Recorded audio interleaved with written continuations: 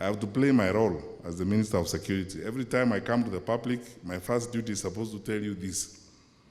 The country is safe and secure. You have nothing to worry about.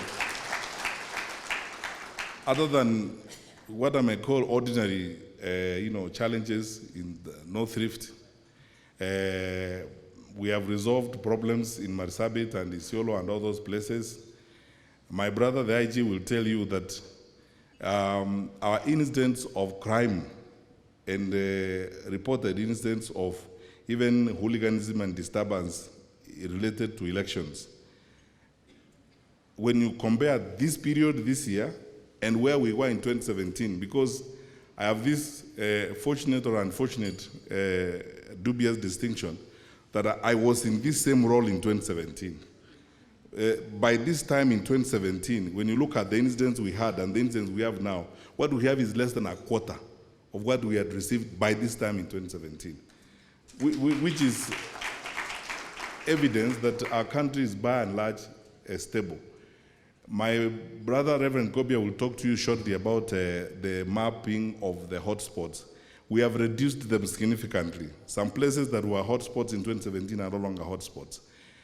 So, by and large, if we stay on this trajectory and move on this trajectory, we are probably going to have one of the most peaceful electioneering season in the recent times in the country. Because I can tell you, the 4 incidents that we have had that have been reported, 2 of them have been conclusively investigated and we have court proceedings going on. 2 of them had to do with the conduct of the political leaders involved, and we have told them candidly, about what happened. We have seen that even if they are not given to admitting openly that they have had, we have noticed that they have changed from their behavior, which means they have had, as it were. So I think we hope for the best, but there are some issues we are going to talk about. For example, I'm going to challenge you private sector people. And we are here as citizens. I want to look you in the eye and tell you this. Stop funding crooks, yourselves as private sector people, who come to you at night and threaten you that if you don't support them, you are not going to do business after the elections. Some of these fools get money from you. Let us be very honest with you. So if you stop giving them money, they will not have money to stress us. So look inside and look yourself in the mirror. As you have conversations with us about these things, look at these people whose meetings you are going to at night and during weekends, and places where you are going in some of these sub-market estates in this town. Stop giving them money. And stop listening to those threats about you will not do business after the election. Why won't you do business? I mean, I may not claim to be an avid reader of the Bible, but no one has said that the world is coming to an end on 9th of August. The country will be here and the country will continue to be here. Let us be bold, courageous, and be truthful and faithful to our country. And do what we must do. Look everyone in the face and tell them you don't have money to give them to pay crooks. So once you stop doing those things, because those people who give them money, some of them are your members.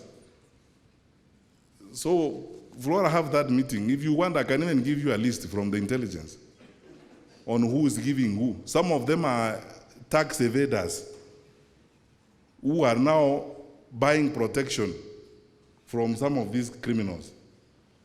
That's all. And the other problem that we are dealing with in this year's election, I've said it several times before, is a bribery of voters. That is going to be an unprecedented scale. We have seen it before. And I have said this, I'll repeat it again here. As a responsible public servant, if we are not careful, Kenyans, let us not pretend we are going to launder wash characters into elective institutions with these thieves and so on, who are just loitering around looking for money. How will you have your money to give people in a restaurant every morning, 500 shillings? You are business people, all of you private sector people.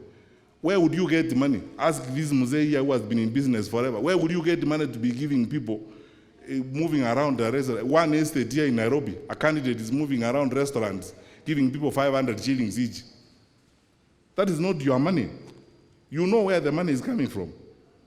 So unless we are very serious about this thing, we are going to get these characters into parliament. So, and you want them to amend your tax laws. You think they will?